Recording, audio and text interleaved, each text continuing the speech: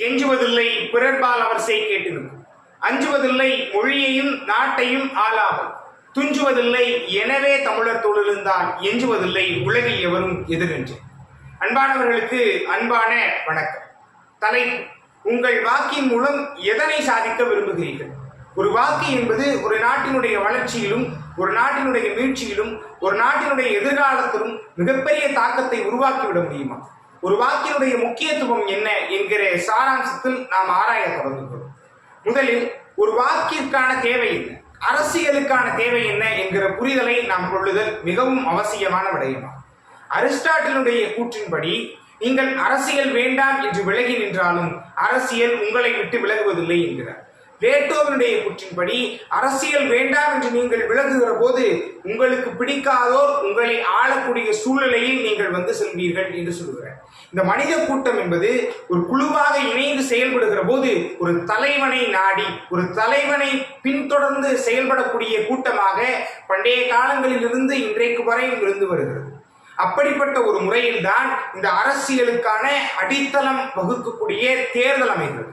இந்த தேர்தலில் வாக்கு முறை என்பது எல்லோருக்கும் சமமாக, எல்லோரும் வாக்களிக்கலாம், எல்லோருக்கும் சமமான வாக்கு இருக்கிறது என்கிற ஒரு சமமான நிலையை தற்போது அடைந்திருக்கிறோம். இந்த நிலையில் ஒரு வாக்கின் முக்கியத்துவம் என்ன? சற்றே பின் சென்று பார்ப்போம். பழங்காலங்களுக்கு முன்னர் நம்மால் வாக்களிக்க இயலாத ஒரு சூழல் இருந்தது. ஒரு குழு மக்கள் மட்டும், ஒரு குழு தலைவர்கள் மட்டும்தான் வாக்களிக்க வேண்டும் என்கிற நிலை இருந்தது.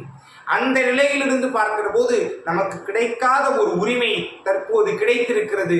இன்றைக்கு இந்தியாவில், மிகப்பெரிய ஜனநாயக நாடான இந்தியாவில் 18 வயதை அடைந்திருக்கக்கூடிய எத்தனை இந்தியர்களாக இருந்தாலும் அத்தனை இந்தியர்களும் வாக்களிக்க முடியும் என்கிற உரிமை கிடைத்திருக்கிறது என்று சொன்னால், அதற்கான மூலக்கூறை நாம் அறிந்து கொள்ளுதல் மிகவும் அவசியம்.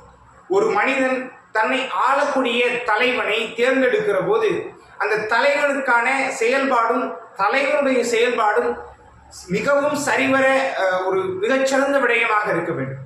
அப்படி இருக்கிற போதுதான் அந்த தலைவனுடைய செயலின் மூலமாக அந்த தலைவனை சார்ந்திருக்கக்கூடிய இனக்குழுவும், அந்த தலைவனை சார்ந்திருக்கக்கூடிய மக்களும் தங்களுடைய வாழ்வில் மிகப்பெரிய வளர்ச்சியை அடைவார்கள். இன்றைக்கு தேர்தல் ஆணையம் அத்தனை செயல்பாடுகளையும் நமக்கு அமைத்து கொடுத்து எல்லோரும் வாக்களிக்கலாம் என்று சொல்லுகிறது. ஒரு விடயத்தை நாம் புரிந்து கொள்ள வேண்டும்.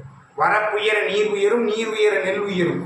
இந்த கருத்தை, இந்த புறநானூற்று பாட்டை நாம் உள்வாங்குகிற போது ஒரு அடித்தளத்திலிருந்து நாம் செய்யக்கூடிய சில சின்ன சின்ன விடயங்கள் தான் மிகப்பெரிய ஒரு மாற்றத்தை உருவாக்கி கொடுக்கிறது.